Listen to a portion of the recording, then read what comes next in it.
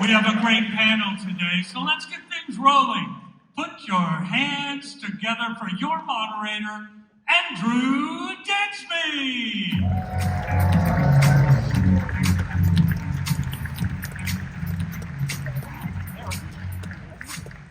There are a lot of you out there. I'm used to being on that side of this, so bear with me. I'm going to keep this short. Our guest, you know who it is, and he's a wrestler.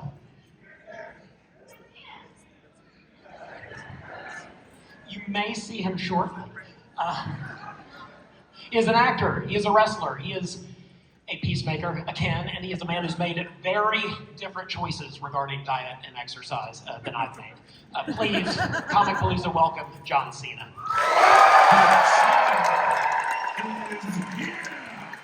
His name is John Cena.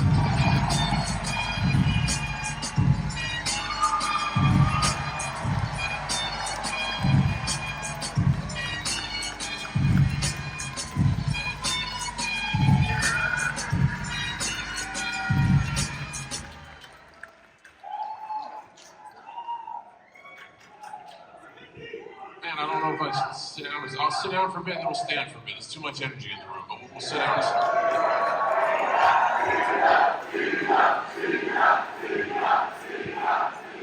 It is not even noontime and y'all are ready to go. Thank you very much for such a warm welcome. I genuinely appreciate it. Thanks everybody for being here today. Greatly appreciate you. Andrew and I are going to talk for a little bit. When he's out of questions, I want to get some questions from you because I know you're sitting here because you're dedicated fans and I want to hear what you have to say and I want to talk with you rather than talk to you. So we're going to talk for a little bit and then we're going to talk for a little bit. If that's all right with you guys. Fire away, boss. Okay. So do you get to wander out there Yes, at all? no, what? Do you get to wander out there at all? I mean, I imagine you're hard to disguise. I am invisible, so wandering for me is easy sometimes.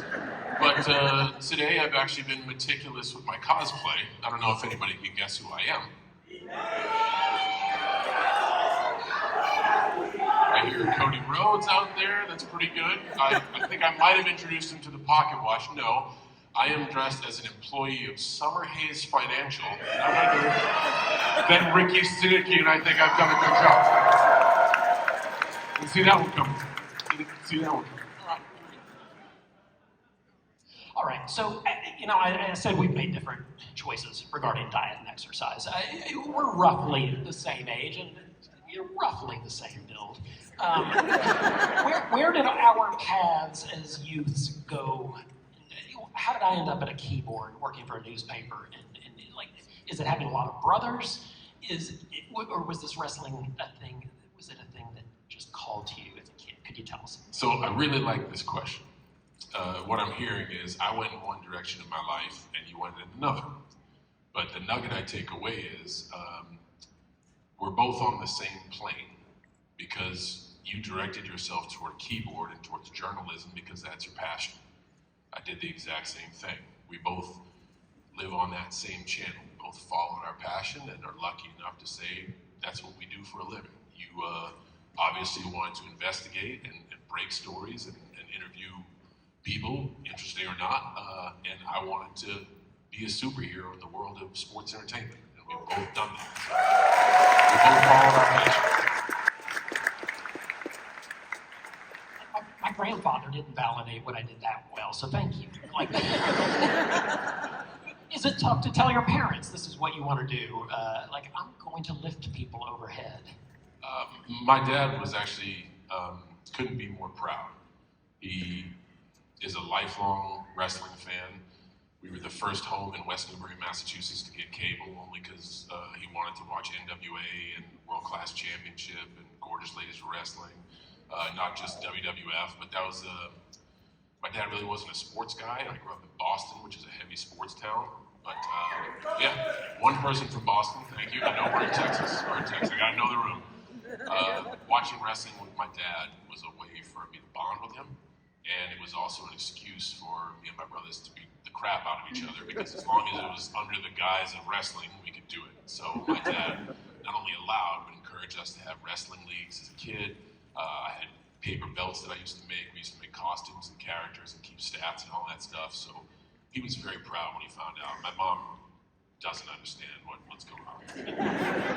In the best of ways, though. She's beautiful, and I love her very much, but she still doesn't understand what's going on. So what does that look like with your brothers? Because like my brother and I punched each other a lot, but there was no lifting and slamming. And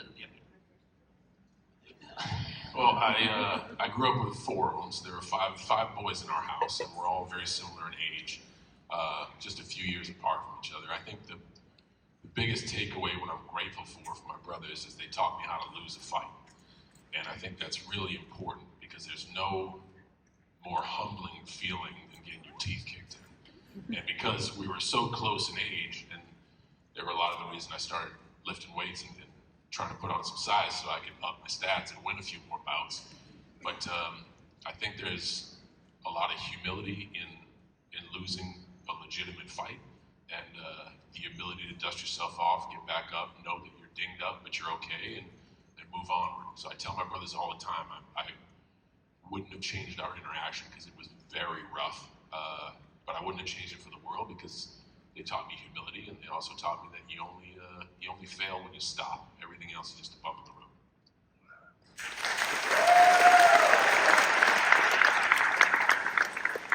So with 4 siblings, are there 2 tag teams? Like does one brother get to have you on their team, and the other 2 get kind of? Now you say me like I'm a draft pick, but back in the day I was nothing. I did not win very much. I mean, look at my recent stats. I don't win very much, but it's kind of coming full circle. But no, it was honestly with all of us, it was a coin flip. I mean, my oldest brother's 50, I'm 47, then it's 46, then it's 45, then it's 42. So like we were real close in age. So any day you could win, any day you could lose. So we'll scoot forward a little bit. Ultimate Pro Wrestling. What was your portal for that? I mean, I imagine those early years are lean. There's a lot of doing it because you love it, not a lot of reward. Well, much hasn't changed. I still do it because I love it. I do stuff like this because I love it. People are just foolish enough to mail me some money, so I appreciate that. No, Ultimate Pro Wrestling was an accident. I didn't know what I was going to do with my life, and I didn't have a chance to channel my talents, strengths, and gifts towards anything I was good at. Everything I tried, I failed. I went out to California to try to make a name for myself in the health and fitness industry, not with bodybuilding or anything, like in the corporate world, wearing khakis and a polo and trying to sell fitness equipment, and that failed. I tried to be a cop, that failed. I tried to work in the service industry, that failed. So I wanted to join the Marine Corps, and their recruitment base was in San Diego, which was a short drive from LA, and I was gonna go, and a friend of mine said, hey, dude, you talk about Monday Night Raw and WWF and all the time. We're training to be wrestlers down in Orange County. Is that something you'd be interested in? And I had no clue it was even an option. So I was like, man, I'm gonna work my crappy job to pay for my passion hobby on the holidays. So I never wanted to do anything more with wrestling than just do wrestling. And I was grateful that my friend, in a happy moment of happenstance and an accident, was like, hey, do you want to try this? And I remember driving up to LA Boxing in Orange County and seeing their 18-foot horrible ring through the glass and being like, I'm going to do this as long as I can. Not, I'm going to make it to be the biggest whatever, I'm going to champion. No, I just want to do this. Even if it's just practice, or if I get practice matches or whatever, I belong in there somewhere. So I'm very grateful for that, and I realized it was a chance to make the most of something. So at that stage, what's more terrifying, like being held overhead or holding someone else overhead? Because I imagine you feel responsible.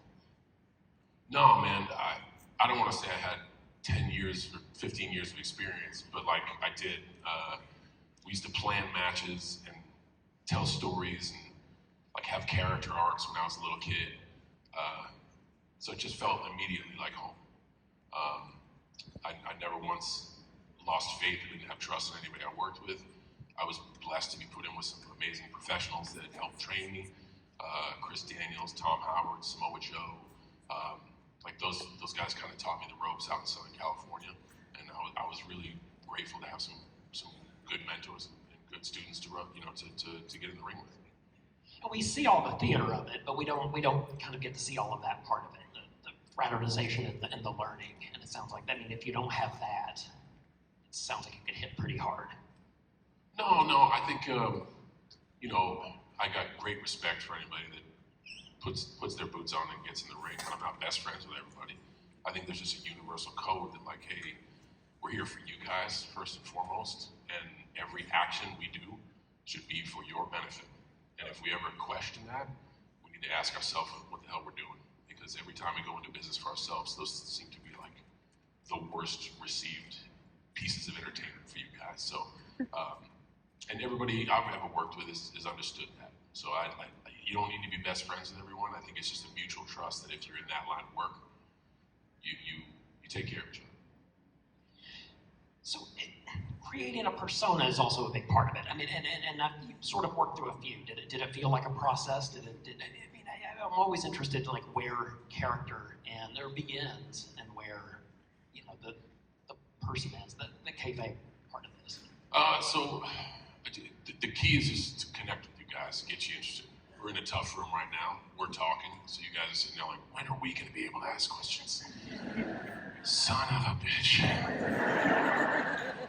But sometimes you gotta, crawl through it to get to the gooey middle. You just try. And I'm grateful to be knocked down a bunch of times as a young man because I tried and failed a lot. And failing when you're trying to work out or you're trying to run fast or in a sport, so, some of that stuff is fine. When you put yourself out there in front of people in a creative light and you fail, man, it is humbling and embarrassing. And it takes a different sense to just get up and keep going. And I'm so glad I failed early and often when I started. I tried a bunch of different characters that didn't work. I would try a bunch of different approaches that didn't work. I even failed in front of the world on national television, being the poster child of ruthless aggression. If you can drink all this in, it is neither ruthless nor aggressive. So they couldn't have been farther off the bullseye, but that was my fault for not being able to understand the totality of the opportunity. I wish I had it to do over again, because I could have crafted a character now with my wisdom based off of those two words that might have been fun for the audience. I could have been really ruthless and not aggressive. I could have been really ruthless and aggressive. I could have flipped it, been like the most passive, lovable dude, and claimed that I was ruthlessly aggressive, but none of that channeled, and I didn't take any of that in to try to connect with you guys. I just wanted to do cool physical stuff, and there were a lot of people that did a lot of cooler physical stuff than me.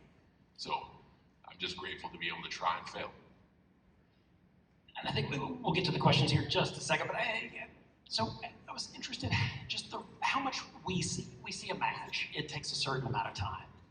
How much time goes into that? I mean, obviously a lifetime of work, but also there's you have to know how to hit a certain way. What am I trying to say here? I'll power the pause. I'll wait. Yeah. If we think of this as like, I feel like what is televised or what people see in person is the tip of the glacier, to use the cliche. There's all this work that goes into it. Like, what percentage do you think of what you do shows up that moment, those few moments in the ring? Well, that's a great question, but to be honest, my answer is I don't care. As long as you guys are having fun, I don't care if you know how it's made or how it's not. The end product is for you. So I'm a notoriously loud communicator in the ring. I'm also an improviser. I like to understand where I'm at. I like to listen to the noise, and I like to try to give the audience the best ride that I possibly can. So thank you so much. That's my path. And if you're sitting real close, to the ring, you can actually hear the match before it happens. I'm so guilty of that, but I am real big on we need to do something now, and we need to do something like this. So I think I'm one of the few folks who enjoys improvisation, so not much goes into what I do beforehand.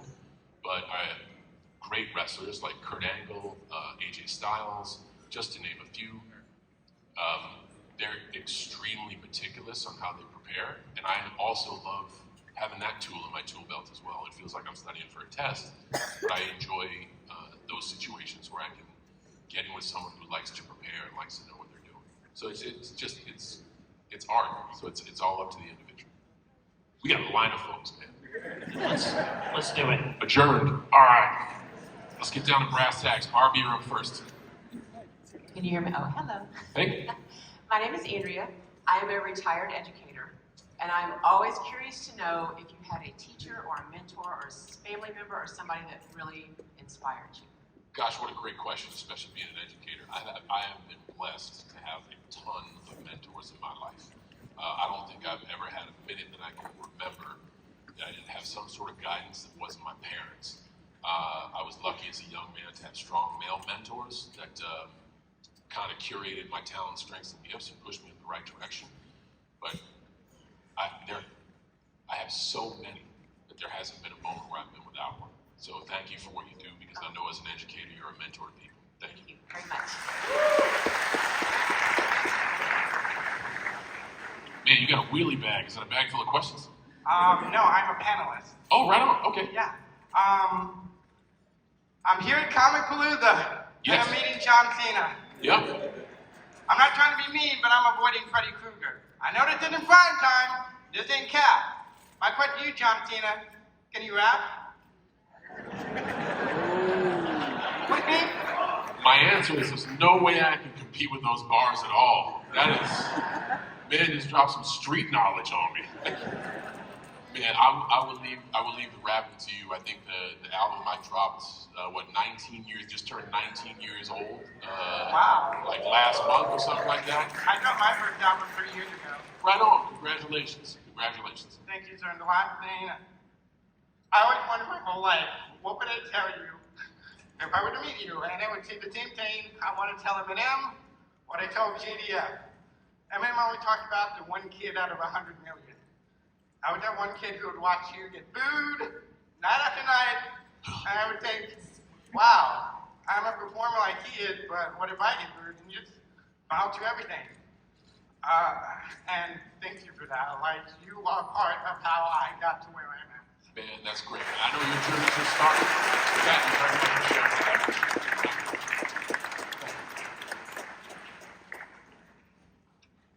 Man, we got a good amount of questions. Excellent. Fire away. My name's Robert. I have a question. Do you still have the Peacemaker costume on? So, here's a little bit about the Peacemaker costume. I wish I could get one of those things, but DC is stingy AF. Those SOBs, when I dressed as Peacemaker, I wanted to dress as Peacemaker for the Suicide Squad premiere, because I learned from WWE, you gotta be in uniform. You gotta familiarize people with the character. They were like, yeah, no problem. So, well, can I get a costume? I'm like, nope, not a chance. They brought a costume person who had like a zip-up bag with the costume in, locked up, and then in comes the helmet, like the nuclear effing football. There's a separate person who carries the helmet, and it's in Halliburton. And they come in, they bring it out, they set it on the thing, and make sure you return this after you're done, sir. I don't own the costume, I don't have the costume, which is why every time in the cosplay universe I see a brilliant Peacemaker costume, it astonishes me because it took people so many hours to get my uniform spot on. I'm so proud of all of you that do all this, and the uniforms are so great, and the costumes are so great. It just wows me, man, so kudos to you guys.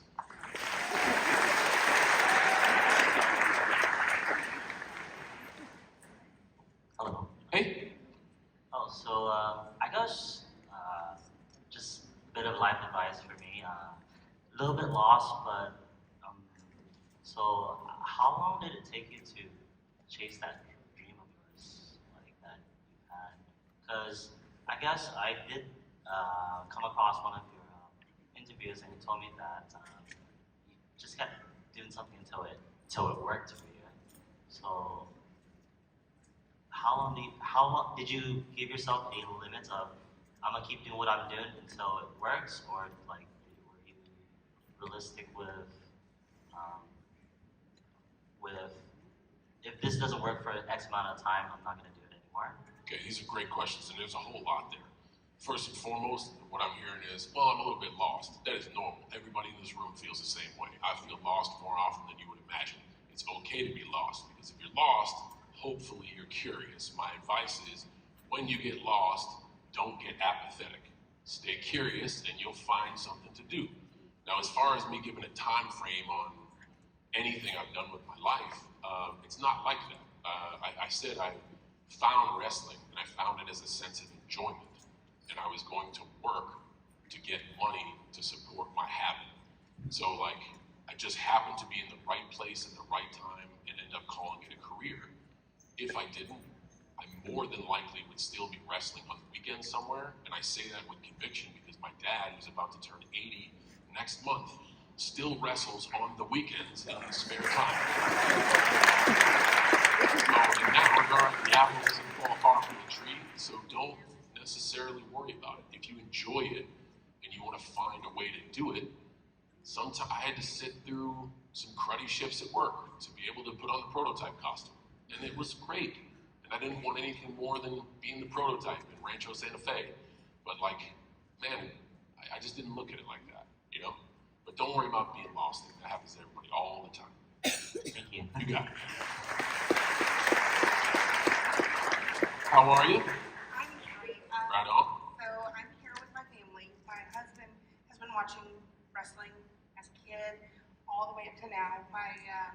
I started wrestling because an ex-boyfriend told me I couldn't do a move. I did it. Right on. Later, Kenora. Right. So I got out of it, obviously, but we went to WrestleMania 20. We actually met at Survivor Series 03. Fantastic. But we went to WrestleMania in New York right after that. We happened to be at the hotel bar where y'all were staying, and we met you there one time. Asked if we could buy you a drink, which goes into my son. Is he gonna buy me a drink? Yes, we will, absolutely. I'll take a Bloody Mary, a steak sandwich, and a steak sandwich. But my It's a son, quote from Fletch. I'm kidding. I'm kidding. my son is, he got into wrestling because of you, not even us. We had fallen out of it a little bit, but he got us back into wrestling because he loved you so much. Right And on. now he's loving you and Cody Brothers. Excellent. My question, it's kind of a three-parter.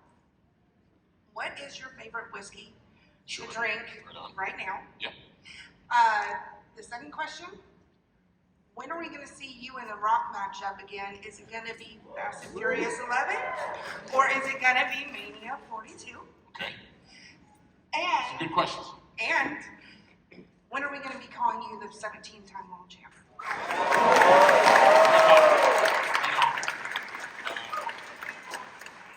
Thank you so much. I'm going to answer that three-part in 3 parts. What is my favorite whiskey? Any spirit I enjoy with the company of those I love. So that is certainly my favorite drink. When are we going to see The Rock and I? Will it be Fast 11 or Hobbs and Shaw or WrestleMania 42? All of those are beyond my pay grade. So I would answer yes to all of them, but I don't make those choices. I just kind of show up and do the best with the cards I'm dealt. When will I be able to call myself a 17-time champion? If that date doesn't show up, I would have absolutely no regrets. If it does, man, am I happy for folks like Ric Flair and everyone in those. 14 is Randy and I think Hunter as well. Everyone for all their efforts to make that an actual thing. Like Charlotte Flair as well, to make it like an actual thing. And I think that's really important that you're thinking about it because that's what brings us together to watch wrestling, and that's important to me. Excellent questions. Fire away.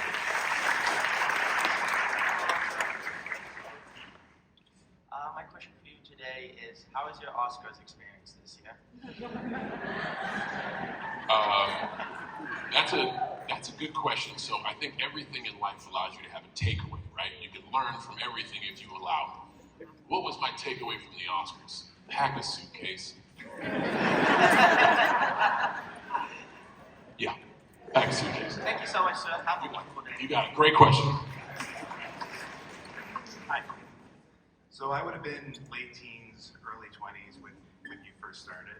And for me, it was just seeing how hard you could work as the inspiration factor to help me with school, help me with med school. So thank you for that. And never once, I would have been in the age demographic where, unfortunately, everyone would boo you. I never booed you once. I don't know. Never. All right, I believe you now. So the question would be, there are some times, if you're going to do, you're going to be in a Hell in a Cell, you're going to be really, really sore the next day. Yeah. When matches were pitched to you, if anybody you would have to have a match against, which one would be, I'm going to be sore for a week?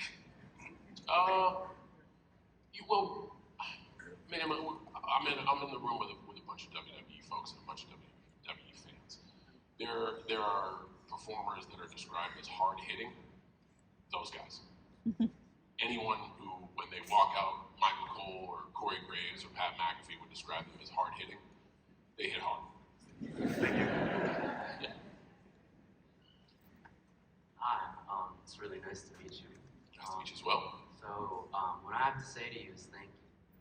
Not only just for me or my account or whatever it would be, but I just want to say thank you for the countless hours and smiles and joy that you brought to people. Yeah, that's in perspective. Thank you very much. I appreciate you for what you've done, not only as a performer, but as somebody who goes and, when I watch and I try to forget about my problems, and you do that effortlessly. Thank you. Effortlessly. And I really want to say thank you because I would like to be a performer. That's what I would want to be in life. And I take a lot away from you knowing that you're able to step away from certain things and try new things and just pass things with flying colors. So I want to say thank you very much for the time, the effort, and the countless hours, sweat, blood, and tears that you put into this business. It really does mean a lot to me. And what I would like to ask is, what was your experience leading up to the, I think it was 42. I'm not sure which WrestleMania we just passed, but 41. 41, right? 42 is Vegas. 42, yeah, okay. Oh yeah, 41 was Philly. 40 was Philly. It was 40. It was 40. 40, okay. Yes, 41 So, was Vegas. what was your experience like? Because me personally, I didn't think you were going to come out. Yes. First of all, thank you. It's a two-way street. I get to leave my problems at the door every time I walk in a building like this. So it's a two-way street, and I can't thank you enough for that. Secondly, I spent WrestleMania 40 in like a small room closet for the whole event. And I did that on purpose. There are two schools of thought. You can enjoy the event, and people were encouraging me to do so. I did the same thing in London. I made a surprise appearance at the O2. I did the same thing in WrestleMania when I got to go out as the Doctor of Thugonomics with Elias. Again, what I am doing out there is for all of you. And if I'm fraternizing backstage, it is my perspective that someone might take a picture or someone might throw a tweet up or a post up that gives away the surprise. So the surprise that you felt is because I want to be dedicated to giving you that moment or do the best I can to try. And for the WrestleMania, it was like 7 hours. For the 7 hours, I sat in that small room. My wife is a trooper. She was with me.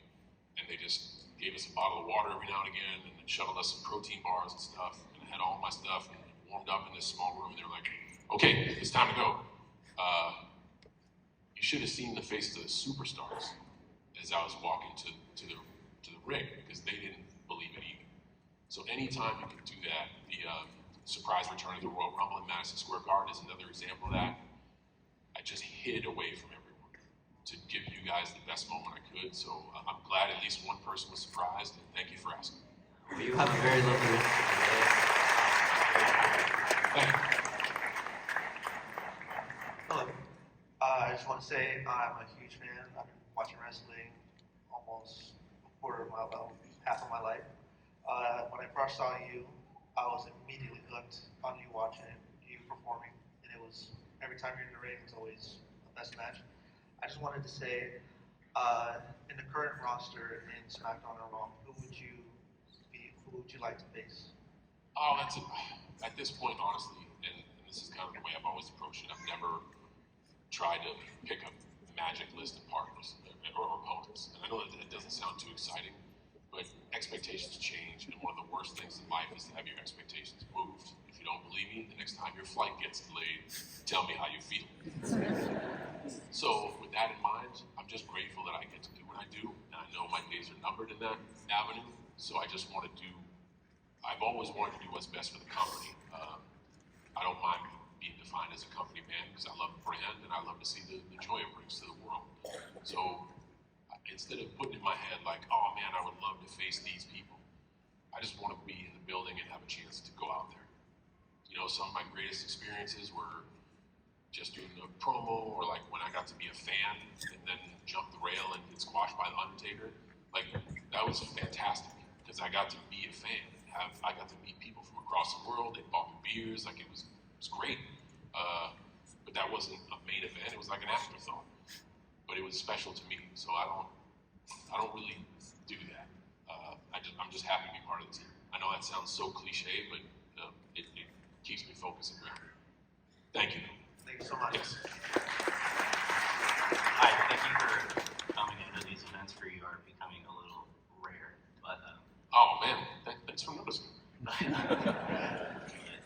My question is, you were at the Iron Claw premiere. Obviously, a lot of people were surprised about how powerful and poignant a wrestling story could be told on the silver screen. Sure. What wrestling story would you like to be shown case next?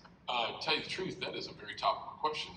A book just came out, a biography on the Macho Man that I read cover to cover very quickly, and I'm really going to try to adapt it for the big screen. So,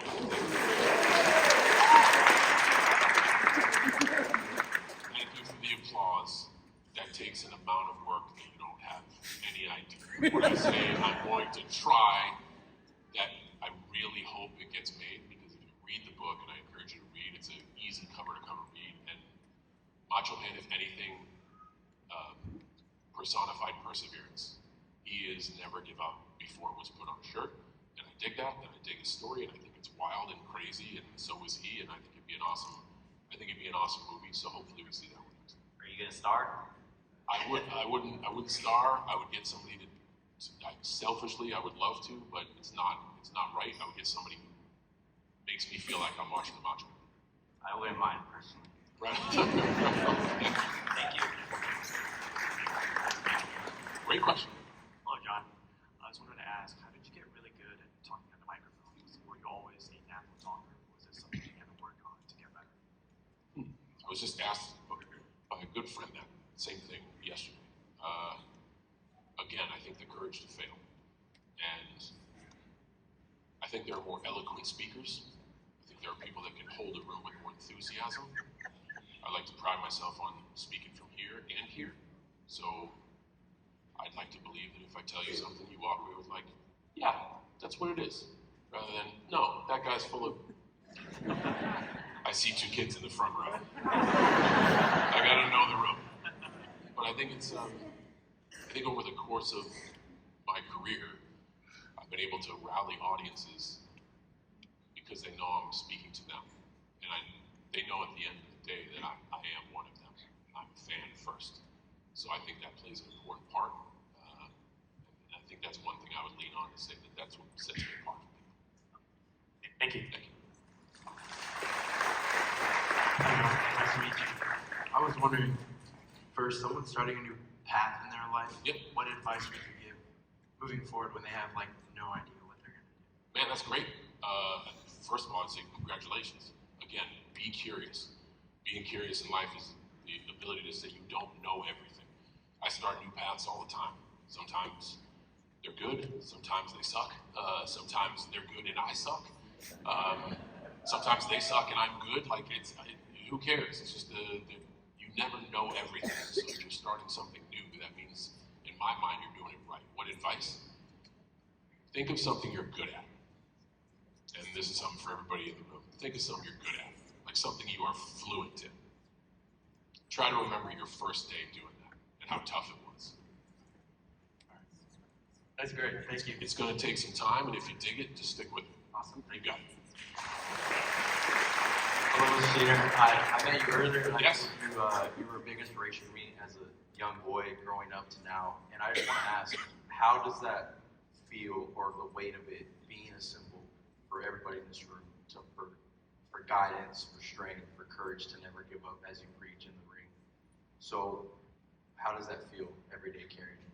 So that's a decent question. I don't. It is not something I aspire to do. I just do. And how does it feel? Gratitude is one of my core values in life, and I try to every day lead with more and more empathy. So when someone says, hey, what you did in your life affected mine in a really good way, I always take a second to be grateful for that and to understand that, like, whoa, man, I might have put this person on a trajectory to a better day. And that is really, really special to me. I don't try to do that. I just do, and if that is a byproduct, man, am I grateful to hear. So thank you for what you said. Thank you, sir. Finally, nice to meet you, Mr. Cena. How are you doing today? I'm doing good. You? Excellent. Right on. So my question for you today is, what's your favorite jersey, more specifically Mitchell & Ness jersey from your economics days? Sure. That one's easy. I got to wear Babe Ruth's jersey in Madison Square Garden. Babe Ruth's jersey in MetLife? No, it was for WrestleMania in New York against. Yeah. It was what a crazy thing to be able to wear the jersey of such an iconic athlete in the city that they played in as an homage to a lot of stuff. And WWF's former home was in New York. It's weird because it's just a shirt, but it actually meant a lot to me. So thank you very much for asking. Yes, sir, absolutely. Thank you. Hello, John Cena. My name is Angel. Nice to meet you. Nice to meet you. My question is, what project in your career would you say you're most proud of? Ooh, that one's actually easy. The loving relationship I have with my wife, Cena. That's the answer. Thank you so much. Hello, John. My name's Roger. My friends call me the Shermanator. The Shermanator. Yes, sir. I wonder if you can talk about the rivalry between you and JBL back in the day. Oh yeah, sure. Anything specific, or just talk about it? The New York Brawl with the cars. Yeah. Man, that was brutal.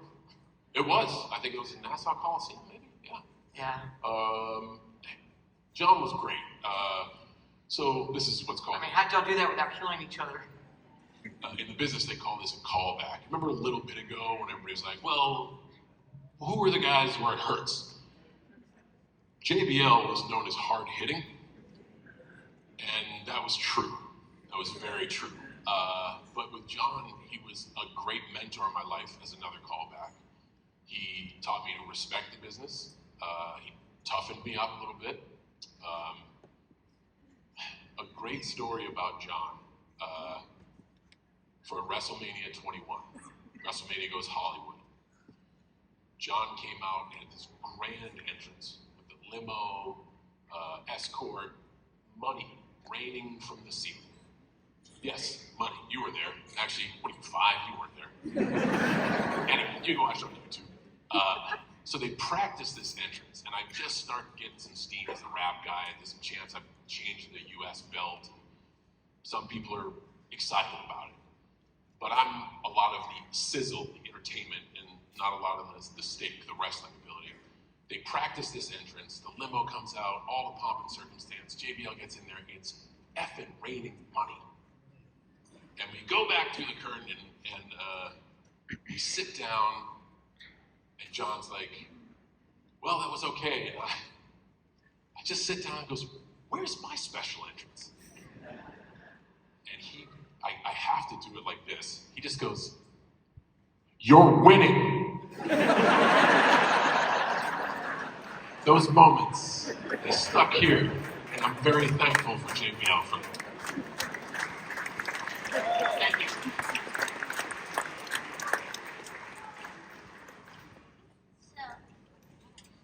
So is elbow grease based off your brothers? It is. Wow. First of all, thank you for reading. It is. And now you understand maybe why elbow grease has so much perseverance, because it kind of used to get pushed around by his brothers a lot. But yes, there's a reason that there's 5 of us. Thank you very much. That's a great question. Thank you. His mom has is there going to be another elbow grease?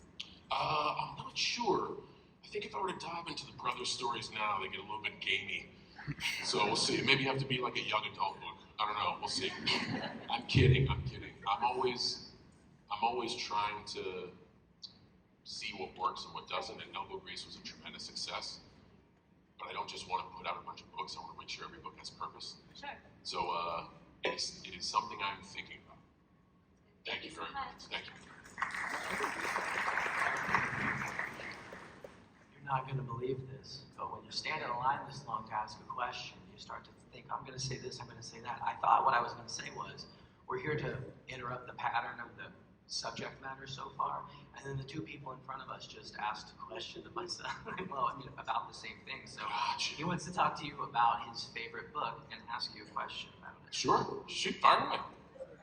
Why did you want to write elbow grease? That's a great question. How old are you? I'm 6. 6. So when I was 6, my favorite book was Richard Scarry's Cars and Trucks and Things That Go. And it was also The Lorax by Dr. Seuss, because I like the zany machines and the crazy characters and the alternate universe that Dr. Seuss created. And I loved reading. And I wanted to give you a chance to read a whimsical book about cars, which I think are cool, and monster trucks, which I think are really cool. There's even a motorcycle in the other one.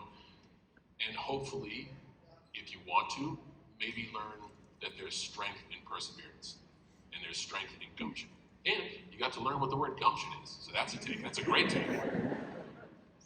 Very good question.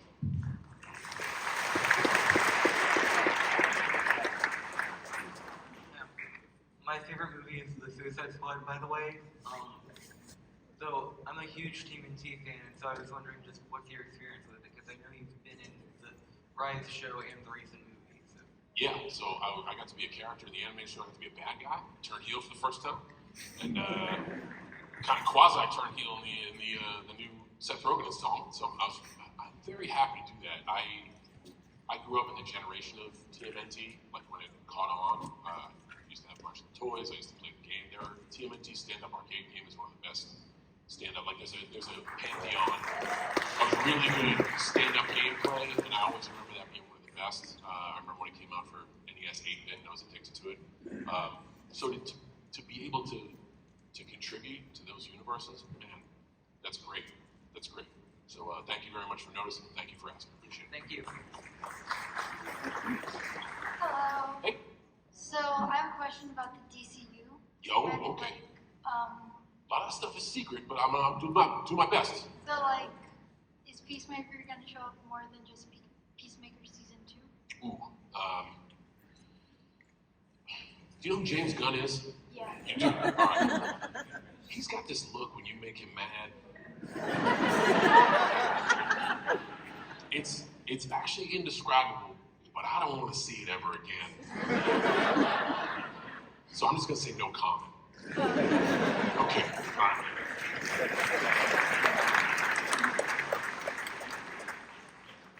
Pleasure to meet you, John Cena. Good to see you again. My name is Christina. I came a long way to see you. Thanks. Now, you've been wrestling almost as long as I've been alive. I was 2 when you debuted. Oh boy. So, It's time to hang it up. It's been a long time. yeah. Out of all the WrestleManias you've been to, which was the coolest venue? Ooh, that's man. So my answer is personal. It doesn't make the venue the coolest. It makes it the coolest for me. The Rosemont Horizon, aka the Allstate Arena in Chicago, Illinois, only because WrestleMania was there, but so was my first match. So you can't have a journey without the first step, and that building always has a special place in my heart. Cool. Hey, Dr. Peter. My name is Lucas, and I have 2 parts of my question, or 2 parts. Let's do it. The first part is I loved Rookie Syndicate. It was amazing. Right on, thank you. The second thing is... You can see it in 15 years. The second thing is, like, how do you prepare for stuff? Like how? Like, for big events, big things. Do as much work as you possibly can, and be coachable. You got it.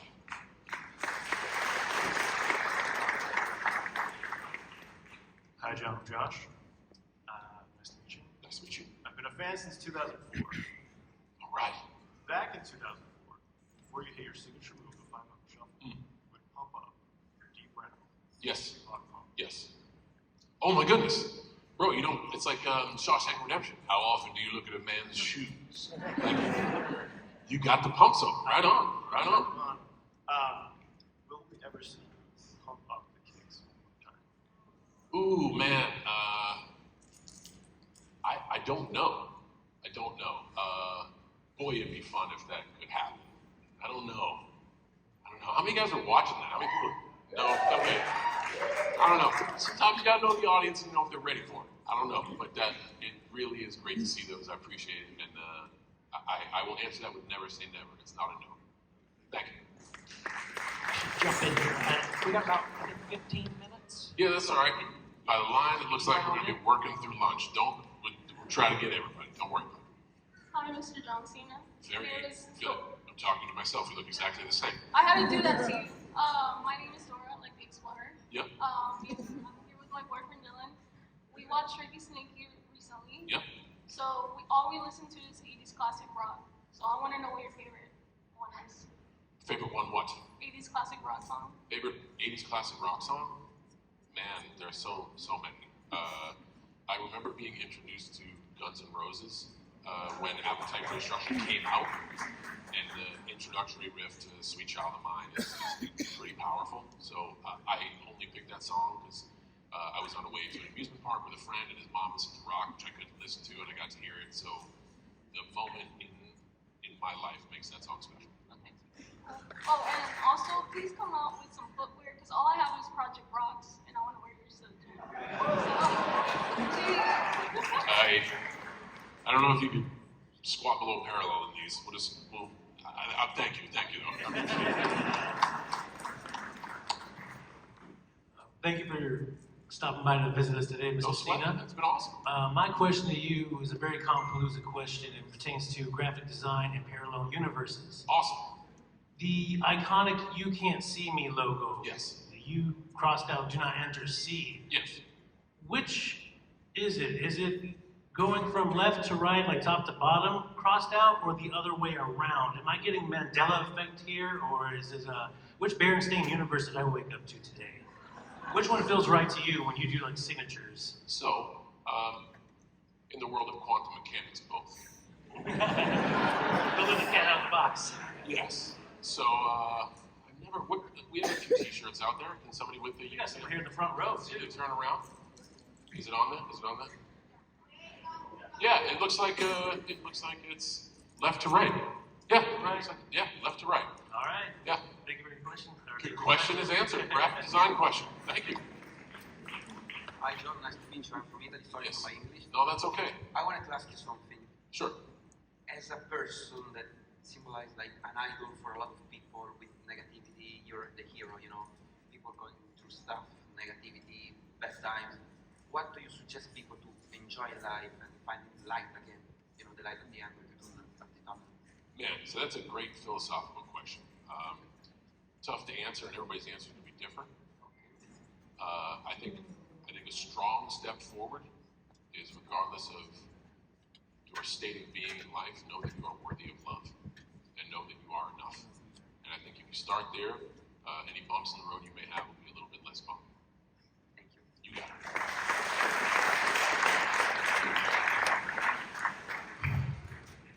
How's it going, John? It's going well, man.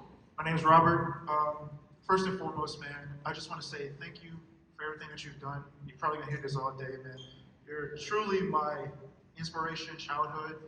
You and Dwayne, and I just want to say, I'm also an actor. Wanted to get into the business. I've been watching not just since WWE, but all the way from Trainwreck, even the Marine. That's how long I've been watching you, man. And You've seen some interesting movies. and I just want to say, do you have any advice for me to try to break in and hopefully one day get to work with you in a movie, man? So don't view it as break-in, right? Unless you're talking about something like wrestling, where you do need, hell, you can make wrestling videos in your backyard. Be safe, don't try this at home, I'm a professional. But with nowadays, given technology, you can kind of create your own world and everything. With that little device, everybody takes pictures and videos with it. That's one hell of a camera. If you want to act, act. Like, that's just do. Don't worry about your big break.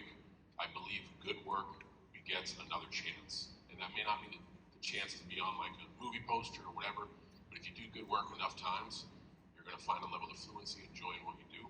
So acting's easy, especially now. It used to be like wrestling. Wrestling really used to be secretive. Killer Kowalski School, where Paul Levesque was trained, was 25 minutes from my house in West Newbury, Massachusetts. I had to move to Los Angeles to go to wrestling school, and I found that freaking place by accident. So it used to be very protected. Nowadays,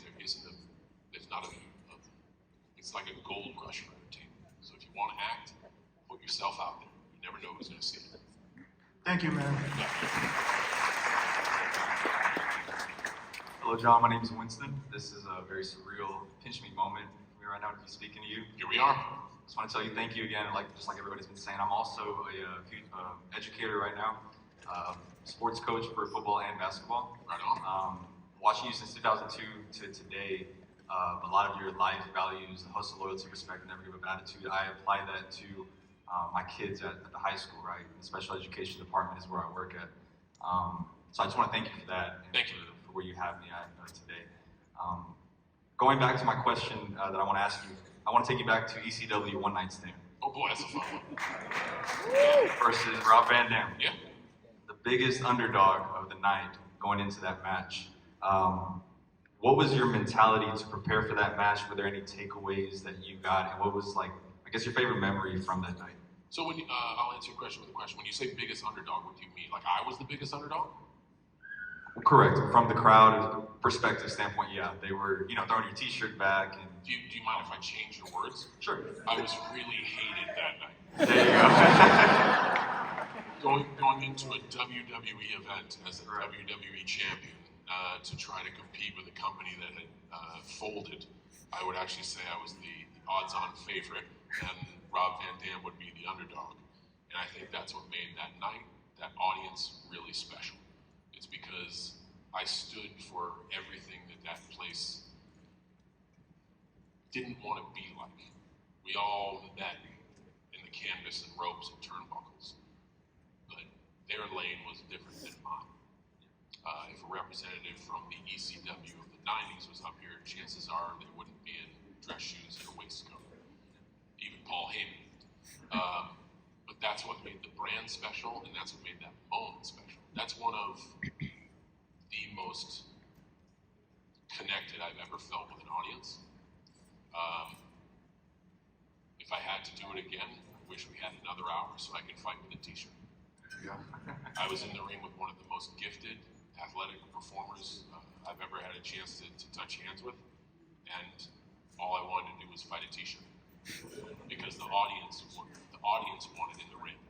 That shirt was a vehicle for them to get in the ring, and it was great because there's no better feeling as a performer. Trust me, and this is why, man, all these rules they got about you're not supposed to. And I don't say it apathetically.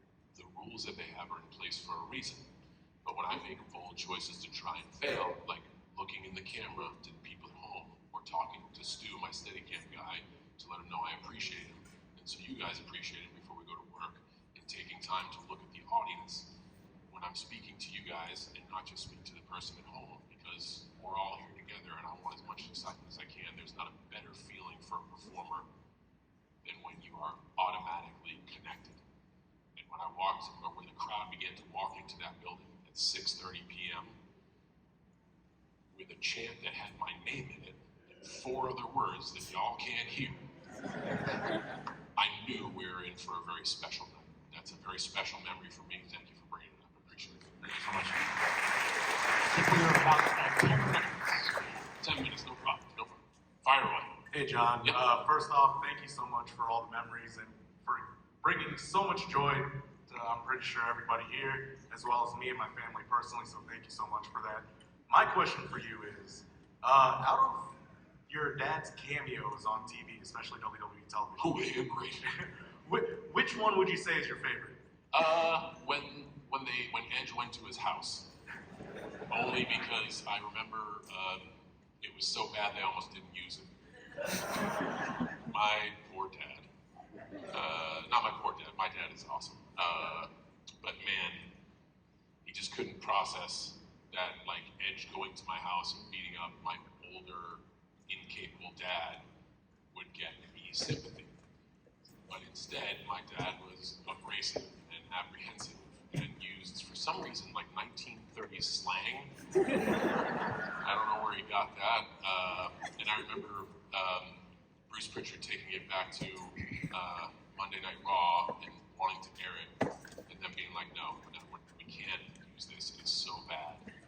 But they edited it down. I thank Edge and Lita for their patience. That was my favorite moment because my dad wasn't afraid to swing big, and he still isn't, and I dig that about him. And boy did he swing big on that one. Awesome. Appreciate it, John. Thank you. Hey, John, how's it going? Good. I have a question. As somebody who suffers from public speaking, what are some good, I guess, roll of the punch tips that you have for us? Start small. Talk to people. It's just a comfortability to talk to people. Just people talking to people right now. And I think if you get comfortable with conversation, be comfortable with we're talking right now. So what if there's 100 people behind? Just begin to talk more to people, begin to connect with more people. Because there's joy and electricity, and then you want to just connect with more and more people. So just don't be afraid to reach out to folks. You got it. Howdy, John. It's a pleasure to not see you. Yeah, right on. Still invisible. What I've loved about you is your passion and authenticity. Your speaking abilities has allowed you to connect with them. Your connection is evident with all the Cena shirts and hats that you've seen. And you mentioned the word connections a lot. My question to you is, with connections, when did you start to realize that your connection with the WWE universe was starting to become more of a beloved role? You noticed that instead of being divided, it was more universally, we love this guy. I was always one of those diehards. Just want to make sure that's clear. But, you know, it was noticed that every time you came out, every time you come out, it's like, here he is, here's our champ, the champ is here, we love him. When did you start to notice, and do you know what caused that maybe? It happened in London, where I made a surprise visit to the O2 Arena, I think, on the way to Austin Theory, so that would be like 2 years ago. Is that right? And you're my chronology over here. You're like, oh man, don't ask me that. I think last year was in O2 for Money in the Bank. Okay, so it only happened a year ago. Yes, you got a question? We're gonna take it. We're gonna bounce around. It's all right.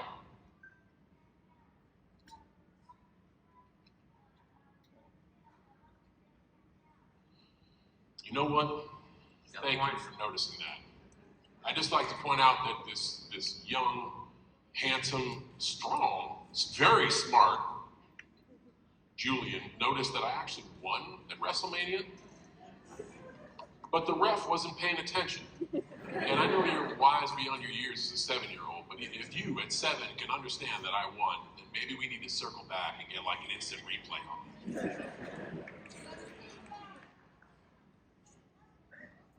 Yeah.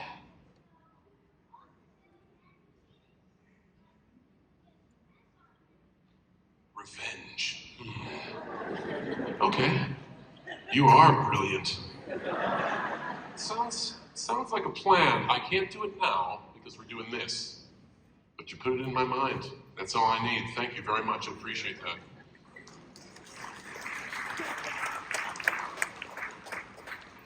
Don't be sorry, it's a great question. Thank you for your patience. As far as connecting with people, it didn't happen until a year ago, and I think that's because everybody understands that I don't have too much time left. Nothing lasts forever, and that's okay. The business has been fantastic to me, but I have my health, and you hear a lot of these stories about people who were told by medical professionals never to wrestle again, and they still do. And man, a lot of those times, that story ends well. I don't ever want to be put in that position to hold hostage my health and make the people who really love and care for me stay up a few extra minutes a night. So I think it's because they understand that I'm kind of on my way out. Yes, sir. Thank you. You're the go. So terribly sorry to jump in here, but this has to be our last question. How many people we got left? You guys, how much time do you guys give? Are they going to kick us out of the room? I think they're going to kick us out of the room. Son of a bee sting. All right, I'll tell you what. How about we do this? In the time it takes for one question, we'll all be brief with our words. It's time to play rapid fire. So just fire away with your question, and I'll do my best to answer. Okay, what was your favorite WrestleMania match? My next one. Now we're getting over there. Hello, John, you hear me? All right. What was your biggest moment in adversity during your whole wrestling career? When I stopped rapping and Michael Hayes said I would be fired in 2 weeks. What is your favorite WrestleMania entrance? Favorite WrestleMania entrance? God, that JBL one was pretty good. I wish I could have had that. Thank you, John. Are you going to fight Cody when you come back?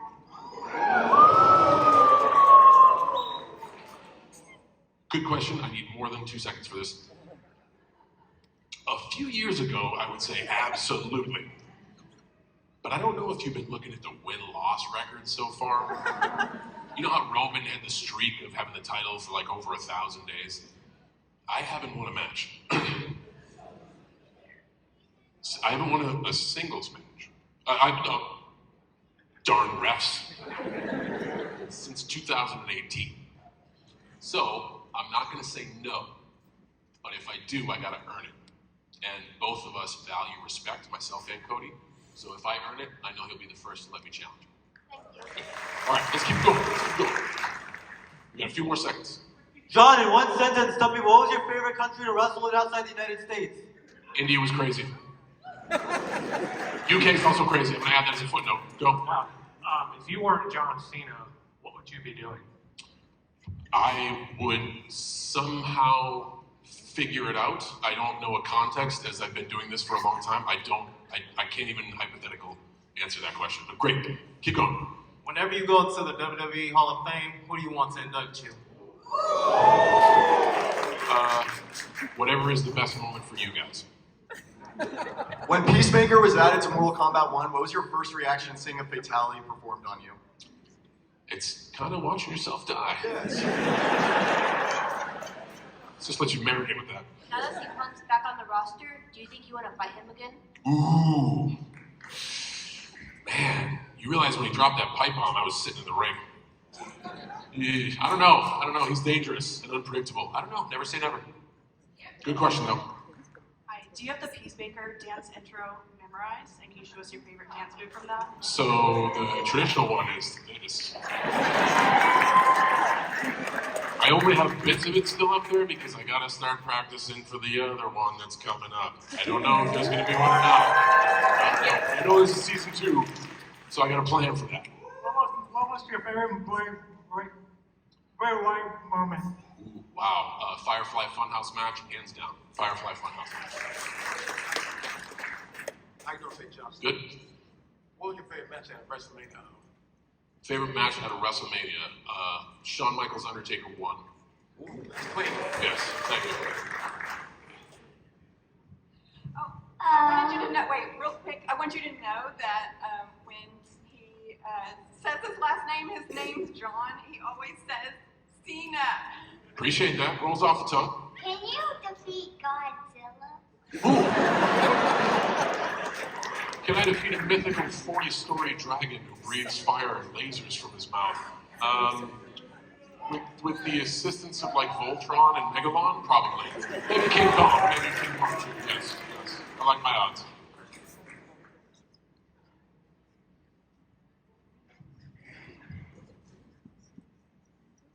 Well, I very need you. Very nice to meet you as well. Okay, I got some question for you, John Cena. Okay, what do we got? You are my homeboy. Yeah, me and somebody's homeboy is special. Thank you very much. And I want to know about Peacemaker. You want to know about Peacemaker? Yeah. What would you like to know? I want to know, they'll make a new show on New Zealand. Well, I have a question for you. Did you like Peacemaker? Hell yes.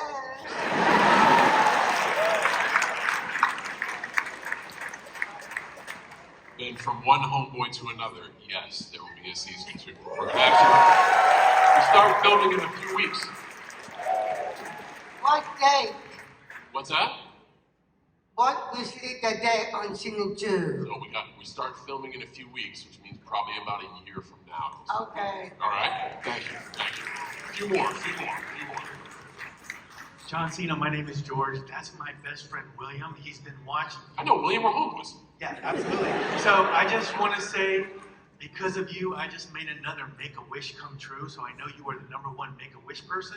So thank you for all that you do. Thanks. Who do you think's gonna win Rock vs. Cena 3? And which one was your favorite match when you had with him?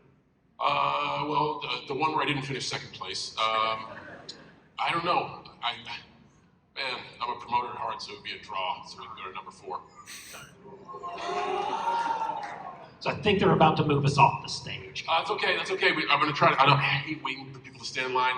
We'll go until someone sweeps us off, like the old Theater of the Apollo. Keep coming. Hey, how you doing, John Cena? My name is Aiden. I just want to know, is Eagly with you today? Eagly is with us all the time. That's all I want to know. Thank you, John Cena. Can they ever see you? Man, that joke started in like 2007 and it's still real, so no, I really am invisible. Grateful for it too, thank you. What else we got? We are almost there. Do you speak Mandarin? 我可以说一点点中文。谢谢。你的问题非常好。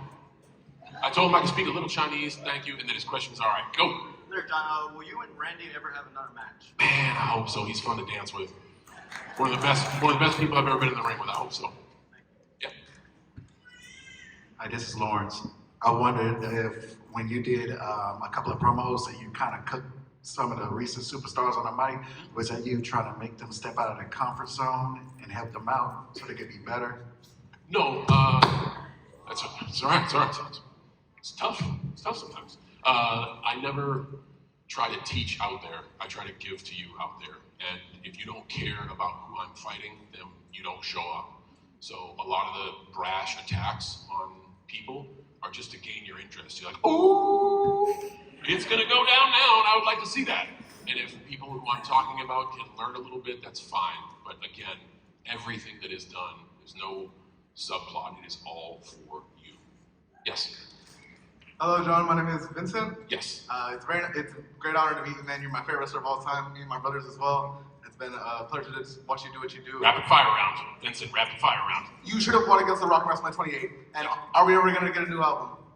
No, on the new album. No, I'm gonna let that thing turn 20 next year. I'm the only platinum artist to release a platinum album and not have a follow-up. I'd like to keep that stat. Keep coming. We're almost there. What's the story about the STFU? What's the story about the STFU? It means shut the Frank up. They're playing me off. That's it. I'm so sorry, guys. Thank you so much for your patience.